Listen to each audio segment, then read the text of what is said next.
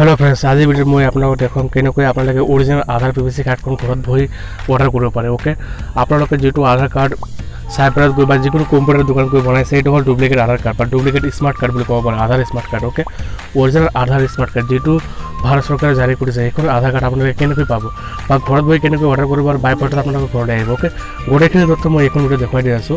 ইয়াৰ আগতে যদি আপোনালোকে মোৰ চেনেলখন ছাবস্ক্ৰাইব কৰা নাই চেনেলখন ছাবস্ক্ৰাইব কৰিব। ওকে, আৰু মই যেটো স্মাৰ্ট কাৰ্ড পাইছোঁ বাই পষ্টত মোৰ ঘৰলৈ আহিছে সেইখন স্মাৰ্ট কাৰ্ড মই এইখন ভিডিঅ'ত দেখুৱাই দি আছোঁ। গতিকে চেনেলখন আপোনালোকে ছাবস্ক্ৰাইব কৰি ল'ব আৰু ভিডিঅ'খন শেষলৈকে চাই থাকিব।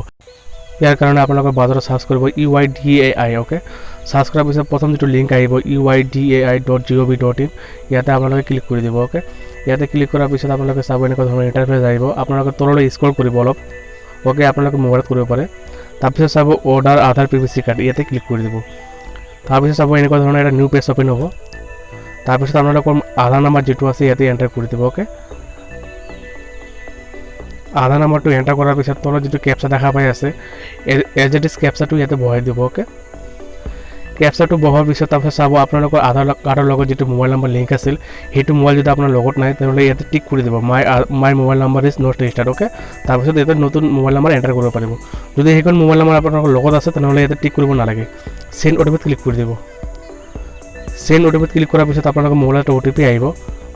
মই দেখুৱাই দি আছোঁ, OTP অলপ টাইম লাগে। যেতিয়া আপোনালোকৰ মোবাইলত OTP আহিব এইখন OTP ইয়াতে আপোনালোকে এণ্টাৰ কৰি দিব। ওকে, আপোনালোকে অলপ ৱেইট কৰিব লাগিব। ওকে, তো OTPটো অহাৰ পিছত আপোনালোকে OTPটো এটা এণ্টাৰ কৰিব। তাৰপিছত তলত যেটো দেখা পাইছে টাৰ্মছ এণ্ড কণ্ডিশ্যন তাতে টিক কৰি দিব। ওকে, ইয়াতে ক্লিক কৰিব লাগিব আপোনালোকৰ। ইয়াতে ক্লিক কৰাৰ পিছত আপোনালোকে ছাবমিটত ক্লিক কৰিব লাগিব।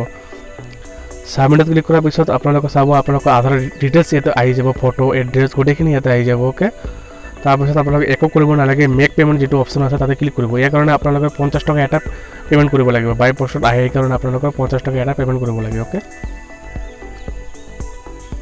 যেতিয়া আপোনালোকে মেক পে'মেণ্টত ক্লিক কৰিব আপোনালোকৰ পে'মেণ্ট কৰা পেজটোলৈ আপোনালোকক লৈ যাব। ওকে,